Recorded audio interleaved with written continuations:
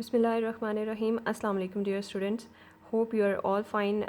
जैसे कि आप सब जानते हैं कि हम लोगों ने यूरिनरी सिस्टम जो है वो स्टार्ट किया है और सेकेंड ईयर बायोलॉजी का फर्स्ट चैप्टर जो है उसमें से हम लोगों ने यूरिनरी सिस्टम का टॉपिक लिया। उसके अंदर हम लोगों ने उसके जो स्ट्रक्चरल डिटेल्स थी वो काफ़ी हद तक हम लोगों ने उस दिन डिस्कस की, ठीक है। और उसके जो यूरिनरी सिस्टम के डिफरेंट पार्ट्स हैं उनको हम लोगों ने डिस्कस किया। उसके बाद हम लोगों ने उसका जो बेसिक फंक्शनल यूनिट है जिसको किडनी कहते हैं उसको हम लोगों ने डिस्कस किया। और फिर किडनी का जो मेन फंक्शनल यूनिट है जिसको नेफ्रॉन कहते हैं उसको हम लोगों ने डिस्कस किया, ठीक है। तो उसके फर्दर हम लोगों ने स्टेप बाय स्टेप जितने भी पार्ट्स थे और किस तरह से वो मिलकर बनते हैं और क्या क्या चीज़ें जो हैं वो मिलकर किस तरह से उनके अंदर ब्लड सप्लाई जो है वो मौजूद होती है और किस तरह से उनका पूरा जो है एक प्रॉपर स्ट्रक्चर जो है वो बनता है उसको हम लोगों ने डिस्कस किया। आज हम लोग थोड़ा सा क्योंकि हम लोग जानते हैं कि जो यूरिनरी सिस्टम है और यूरिनरी सिस्टम का भी जो किडनी है, किडनी का बेसिक फंक्शन जो है वो क्या है, clear the waste from blood, ठीक है। हमारी पूरी बॉडी का जितना भी ब्लड होता है वो यहाँ से गुजरता है, यहाँ से गुजर के उसकी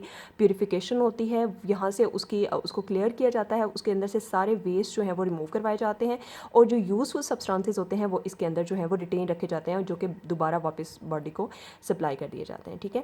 तो जो किडनी का फंक्शन होता है, जो बेसिक किडनी का फंक्शन होता है वो इस बात से भी क्लियर है कि पूरी बॉडी से और जो पूरी बॉडी का वेट होता है तकरीबन उससे ये उसका ये 1% होता है of the total body weight, ठीक है। किडनी का जो वेट है वो पूरी बॉडी का ऑलमोस्ट 1% होता है, ठीक है। लेकिन इसके अंदर जो ब्लड सप्लाई आ रही होती है वो ऑलमोस्ट 20% ब्लड जो है वो पास कर रहा होता है विद ईच कार्डियक बीट, ठीक है। हर कार्डियक बीट के साथ इसके अंदर से 20% ब्लड जो है वो मूव कर पास कर रहा होता है, ठीक है। जैसे जैसे पास करता जाता है उसी तरह से इसके जो स्ट्रक्चरल पार्ट्स हैं जैसे कि नेफ्रॉन है, नेफ्रॉन के आगे जो पार्ट्स हैं वो क्या करते हैं कि ब्लड को कंटिन्यूसली वहाँ पर उसको प्योरीफाई करते रहते हैं, ठीक है। उसके अंदर से वेस्ट जो है वो अलग कर लिए जाते हैं और जो उसके अंदर यूज़फुल सब्सटेंसेस होते हैं वो उसी के अंदर रहने दिए जाते हैं और वो फिर दोबारा बॉडी को वापस जो है वो भेज दिए जाते हैं, ठीक है। तो ये सारी चीज़ें जो हैं इस किस तरह से ये फंक्शन परफॉर्म होता है, कौन कौन सी चीज़ें जो हैं वो अपना रोल प्ले करती हैं इसकी फिल्ट्रेशन के अंदर, उसके अंदर से जब उसके जो यूज़फुल सब्सटेंसेस उसके डिफरेंट पार्ट्स के अंदर रह जाते हैं उनको किस तरह से रीअब्जॉर्ब करवाया जाता है, उसके अंदर कौन कौन सी चीज़ें जो है वो पार्ट अपना प्ले करती हैं।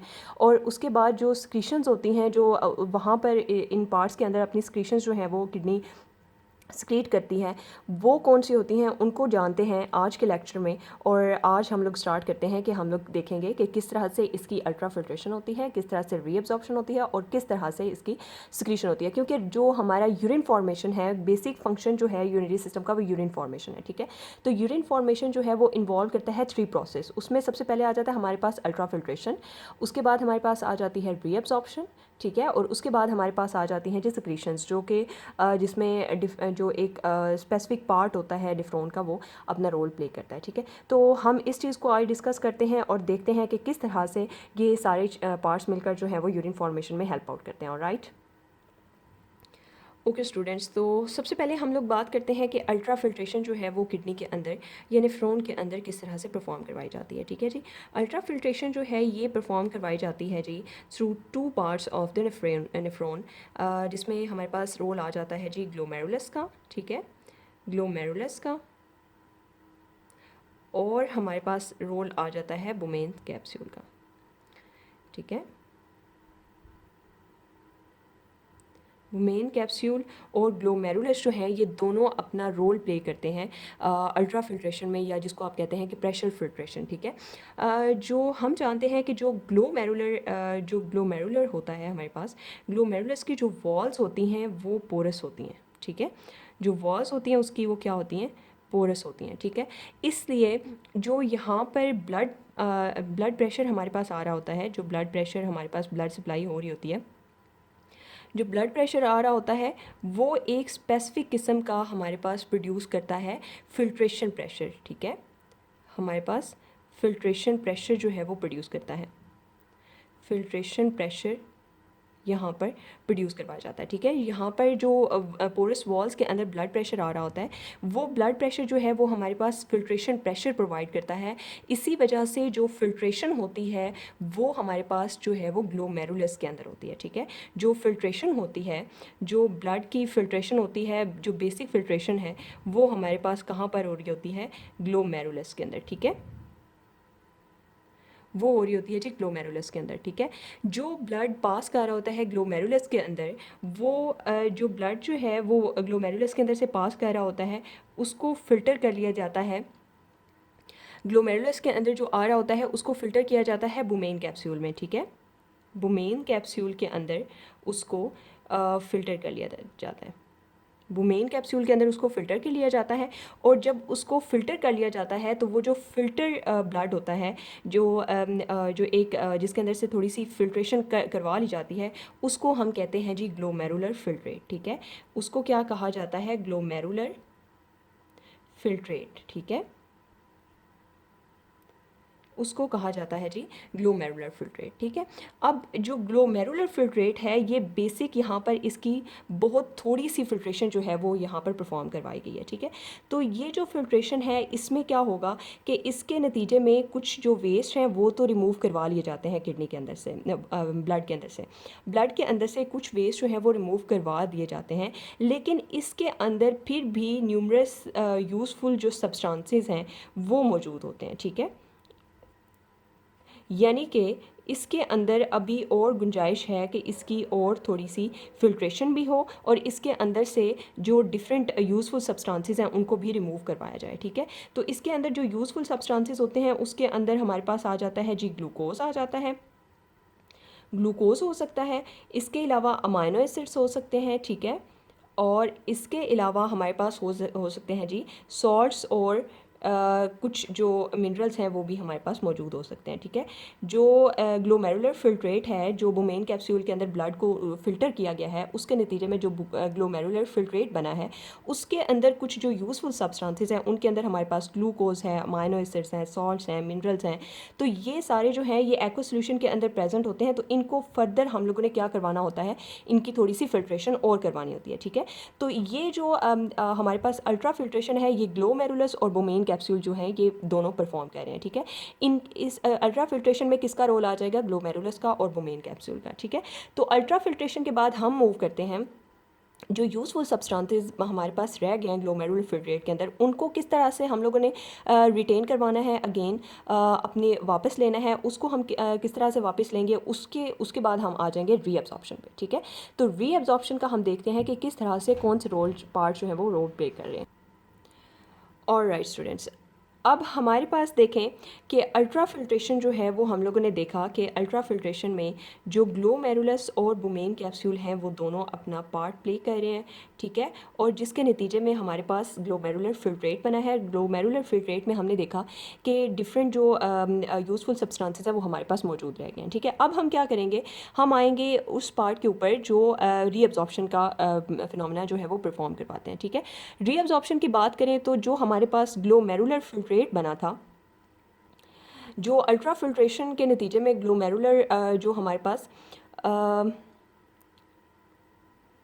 ग्लोमेरुलर फिल्ट्रेट बना है, ठीक है, उसको हमने क्या करवाना है, उसके अंदर से जो यूज़फुल सब्सटेंसेस हैं उनको हमने रिमूव करवाना है, ठीक है। तो इसके लिए हमारे पास रोल प्ले करेंगी, जो स्पेसिफिक रोल प्ले करेंगे, दो पार्ट जो नेफ्रॉन के जो दो पार्ट्स हैं वो अपना रोल प्ले करेंगे। उसमें आ जाता है जी हमारे पास पीसीटी, जिसको हमने कहा था प्रॉक्सिमल कॉन्वोल्यूटेड ट्यूब्यूल, एंड इसके अलावा इसमें रोल आ जाएगा जी लूप ऑफ हेनले का, ठीक है। जो हमारे पास यूज़फुल सब्सटेंसेस हमारे पास पीछे बच गए थे, उनको हमने दोबारा से रीअब्जॉर्ब करवाना है। तो उसके लिए हम क्या करेंगे कि हम लोग देखेंगे कि जो हमारे पास प्रॉक्सिमल कॉन्वोल्यूटेड ट्यूब्यूल है और जो लूप ऑफ हेनले है वो अपना रोल प्ले करेंगे, जिसके नतीजे में क्या होगा कि जो यूज़फुल सब्सटेंसेस हैं उनको रीअब्जॉर्ब करवा लिया जाएगा, ठीक है। जो प्रॉक्सिमल कॉन्वोल्यूटेड ट्यूब्यूल और लूप ऑफ हेनले हैं, ये क्या करते हैं कि रीअब्जॉर्ब कर लेते हैं यूज़फुल सब्सटेंसेस को, ठीक है, यूज़फुल सब्सटेंसेस को रीअब्सॉर्ब करवा लेते हैं, जिसके नतीजे में क्या होता है कि हमारे पास ज़्यादातर जो अनयूज़फुल चीज़ें होती हैं, जो हमारी यूज़ की चीज़ें नहीं होती, जो वेस्ट होते हैं, वो बाकी बच जाते हैं। ठीक है, तो ये जो ग्लोमेरुलर फिल्ट्रेट है, इसके ज़्यादातर जो इंपॉर्टेंट कंपोनेंट्स होते हैं वो प्रॉक्सिमल ट्यूब्यूल और लूप ऑफ हेनले के अंदर रीअब्सॉर्ब करवा लिए जाते हैं। ठीक है, और तो इसके बाद जब ग्लोमेरुलर फिल्ट्रेट जो है वो लीव कर रहा होता है प्रॉक्सिमल कॉन्वोल्यूटेड ट्यूब्यूल और लूप ऑफ हेनले जो है, यानी यू शेप जो आपके पास एक ट्यूब्यूल्स मौजूद हैं, जैसे कि हम लोगों ने नेफ्रॉन के स्ट्रक्चर में भी देखा था कि जो यू शेप ट्यूब्यूल थी उसको हमने कहा था कि इसको हम लूप ऑफ हेनले कहते हैं। ठीक है, और प्रॉक्सिमल कॉन्वोल्यूटेड ट्यूब्यूल और यू शेप जो ट्यूब्यूल्स हैं उसके अंदर से जब ब्लड लीव कर रहा होता है, जो ब्लड हमारे पास लीव कर रहा होता है, जब उसके अंदर से कलेक्टिंग डक्ट के अंदर की तरफ जा रहा होता है, जहाँ से उसने यूरिन फॉर्मेशन में फर्दर पार्ट लेना होता है, उस वक्त उसके अंदर जो ब्लड वहाँ से लीव करता है, प्रॉक्सिमल कॉन्वोल्यूटेड ट्यूब्यूल और यू शेप जो ट्यूब्यूल्स होती हैं, उनको जब ब्लड लीव करता है तो उस टाइम उस ब्लड के अंदर जो है वो ज़्यादातर हमारे पास नाइट्रोजनस वेस्ट जो हैं वो मौजूद होते हैं। ठीक है, उसके अंदर ज़्यादा हमारे पास कोई ऐसे यूज़फुल सब्सटेंसेस मौजूद नहीं होते, जैसे कि हमने देखा था कि अल्ट्रा फिल्ट्रेशन के नतीजे में हमारे पास यूज़फुल सब्सटेंसेस जो हैं वो काफ़ी ज़्यादा बच गए थे। ठीक है, तो उसके नतीजे में क्या होगा, जब हम उसको रीअब्सॉर्ब करवा लेंगे, तो रीअब्सॉर्प्शन का मतलब ये है कि हमने प्रॉक्सिमल कॉन्वोल्यूटेड ट्यूब्यूल और लूप ऑफ हेनले की जो वॉल्स हैं उन्होंने क्या किया है, उन्होंने जो यूज़फुल सब्सटेंसेस हैं उनको दोबारा से क्या कर लिया है, अपने अंदर एब्जॉर्ब करवा लिया है, उनको रीअब्सॉर्ब करवा लिया, और रीअब्सॉर्ब करवा के उन्होंने क्या किया है, ब्लड के अंदर दोबारा से बैक टू ब्लड कर दिया। ठीक है, और वो यूज़फुल सब्सटेंसेस जो है वो ब्लड के अंदर करवा दिए हैं, और बाकी का जो वेस्ट मटेरियल है वो उस फिल्ट्रेट के थ्रू क्या कहाँ पर चला जाएगा, कलेक्टिंग डक्ट के अंदर चला जाएगा। ठीक है, तो अब क्या होगा कि रीअब्जॉर्प्शन के बाद जो डिफरेंट सिक्रीशंस होती हैं, लास्ट पे हमारे पास जो पार्ट बच जाता है नेफ्रॉन का, उसमें जो डिफरेंट सिक्रीशंस होती हैं वो किस तरह से होती हैं, उनको देख लेते हैं कि वो किस तरह से होती हैं और क्या उनकी वैल्यू है और क्या उनका फंक्शन है, कि वो सिक्रीशंस जो है वो कौन सा फंक्शन जो है वो परफॉर्म करती हैं। ठीक है, और राइट स्टूडेंट्स, अगर हम सिक्रीशंस की बात करें तो सिक्रीशंस जो हैं वो हमारे पास इसमें जो रोल है वो हमारे पास थर्ड और लास्ट रोल जो है वो हमारे पास आ जाएगा डिस्टल कॉन्वोल्यूटेड ट्यूब्यूल का। ठीक है, डिस्टल कॉन्वोल्यूटेड ट्यूब्यूल, जो जिसको हम क्या कहते हैं, डीसीटी भी कहते हैं। ठीक है, याद रखने के लिए हम इसको इस तरह से जो है वो प्रोनाउंस कर लेते हैं कि डीसीटी। अगर हम इसकी बात करें सिक्रीशंस की, तो लास्ट पे हमारे पास पार्ट बचता है वो डिस्टल कॉन्वोल्यूटेड ट्यूब्यूल है।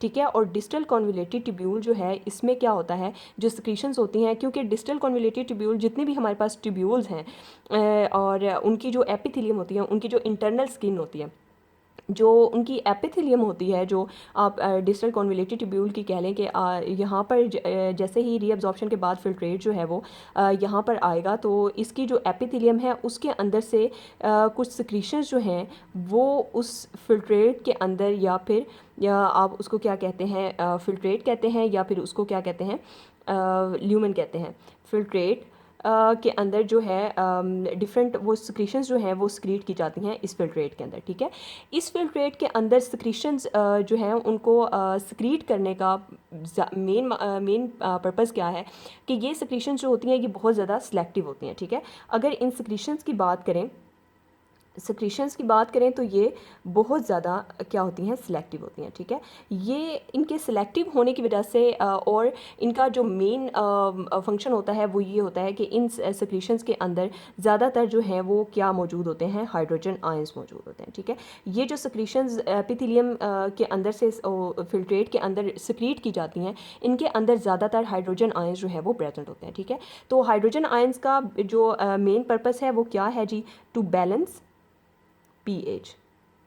जो फिल्ट्रेट यहाँ से पास कर रहा होता है उसकी पीएच वैल्यू को मेंटेन करना या उसको बैलेंस करना, इनका जो मेन फंक्शन है, इन सिक्रीशंस का जो मेन फंक्शन है वो इसकी पीएच को मेंटेन करना है। ठीक है, जो फिल्ट्रेट यहाँ से पास कर रहा होता है, पीएच ऑफ द फिल्ट्रेट, ठीक है, जो इस यहाँ से फिल्ट्रेट जो है वो पास कर रहा होता है, उसकी जो पीएच वैल्यू है, जो उसकी पीएच वैल्यू है उसको मेंटेन करना, ये इसकी सिक्रीशंस का बेसिक पर्पस जो होता है वो होता है हमारे पास, ठीक है। अगर हम अब देखें तो ये हमारे पास अल्ट्रा फिल्ट्रेशन जो है उसमें हमने देखा कि हमारे पास जो है वो सबसे पहले ग्लोमेरुलस हमारे पास था, ग्लोमेरुलस, और उसके बाद बुमेन कैप्सूल जो हैं उनके हमने रोल्स देखे कि किस तरह से वहाँ पर फिल्ट्रेशन जो है वो करवाई जाती है। उसके नतीजे में क्या हमने देखा कि अल्ट्रा फिल्ट्रेशन के नतीजे में हमारे पास कुछ यूज़फुल सब्सटेंसेस जो हैं वो फिल्ट्रेट के अंदर बच जाते हैं, ठीक है। उसको वो जो यूज़फुल सब्सटेंसेस हैं उनको वहाँ से रिमूव करवाने के लिए या फिर रीअब्जॉर्ब करवाने के लिए हमने देखा कि हमारे पास दो और पार्ट्स हैं जो कि प्रॉक्सिमल कॉन्वोल्यूटेड ट्यूब्यूल हैं और लूप ऑफ हेनले हैं, ठीक है। ये दोनों क्या करते हैं कि जो यूज़फुल सब्सटेंसेस हैं उनको दोबारा से रीअब्जॉर्ब करवा लेते हैं, ठीक है।